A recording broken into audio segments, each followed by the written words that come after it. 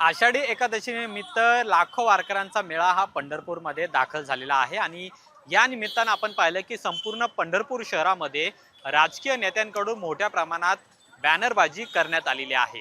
पंढरपूर शहराच्या वेशीपासून ही बॅनरबाजी आपल्याला प्रत्येक चौकामध्ये पाहायला मिळते आणि त्याचबरोबर राज्याचे मुख्यमंत्री उपमुख्यमंत्री यांचं स्वागत करण्याचे फ्लेक्स आणि बॅनर्स आहेत ते या राजकीय लोकांकडून लावण्यात आलेले आहेत, आमदार खासदारांकडून लावण्यात आलेले आहेत आणि कार्यकर्त्यांकडून सुद्धा लावण्यात आलेले आहेत। सध्या आपण या पंढरपूर रेल्वे स्टेशन परिसरामध्ये आहोत आणि माझ्या मागे आपण पाहिलं तर मोठमोठे बॅनर्स आहेत ते या ठिकाणी लागलेले आहेत। म्हणजे मुख्यमंत्र्यांच्या स्वागताचे आहेत, एकनाथ शिंदे यांच्या स्वागताचे आहेत आणि यामध्ये एक सर्वाधिक चर्चेचा बॅनर आपल्याला समोरच्या बाजूला पाहायला दिसतोय तो म्हणजे आमदार राजू खरे यांनी लावलेला आहे।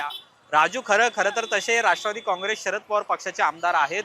मोहोळ राखीव विधानसभा मतदारसंघातून 2024 ला ते निवडून आलेले आहेत। पण आता आपण या बॅनरवर पाहिलं तर कुठेही राष्ट्रवादी काँग्रेस पक्षाचा उल्लेख नाहीये, मात्र या उलट त्यांनी एकनाथ शिंदे यांचे फोटो आहेत ते लावलेले आहेत। एकनाथ शिंदे यांच्या पक्षामधले जे नेते आहेत ज्याच्यामध्ये श्रीकांत शिंदे आहेत, भरत गोगावले आहेत, प्रकाश आंबेडकर आहेत, यांचे फोटो आपल्याला यामध्ये पाहायला मिळतात। मात्र राष्ट्रवादी काँग्रेस शरद पवार यांच्या पक्षाचे प्रमुख नेते आहेत यांचा बॅनर मात्र या चौकामध्ये कुठेही आपल्याला पाहायला मिळत नाही। आणि हा एक बॅनर नाही तर माझ्या उजव्या बाजूला जर आपण पाहिलं तर तिथे सुद्धा राजू खरे यांनी हा बॅनर लावलेला आहे आणि त्यामुळे एक वेगळीच राजकीय चर्चा आहे ती या निमित्तानं सुरू झालेला आहे। शिंदे साहेब माणसातला देव माणूस अशा पद्धतीचा उल्लेख करत राजू खरे यांनी हे बॅनर्स लावलेले आहेत।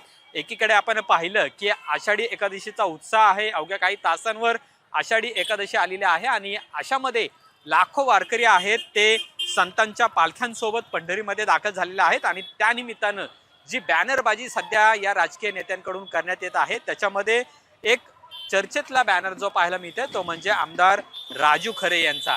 मुळामध्ये त्यांनी त्यांच्या पक्षातल्या नेत्यांच्या स्वागताचे बॅनर या ठिकाणी लावलेले नाहीत, मात्र एकनाथ शिंदे यांचे बॅनर त्यांनी या ठिकाणी लावलेले पाहायला मिळतात आणि त्यामुळे आगामी काळामध्ये आमदार राजू खरे हे खरंच एकनाथ शिंदे यांच्या शिवसेनेमध्ये जात आहेत का याची चर्चा या निमित्तानं चर्चा या निमित्तानं सुरू झालेली आहे आणि हे लक्षवेधी बॅनर आहे ते सध्या वारकऱ्यांचं सुद्धा लक्ष वेधून घेताना पाहायला मिळतात। कॅमेरामन रोहित वनकट्टेसह अमोल धर्माधिकारी, LS मराठी, पंढरपूर।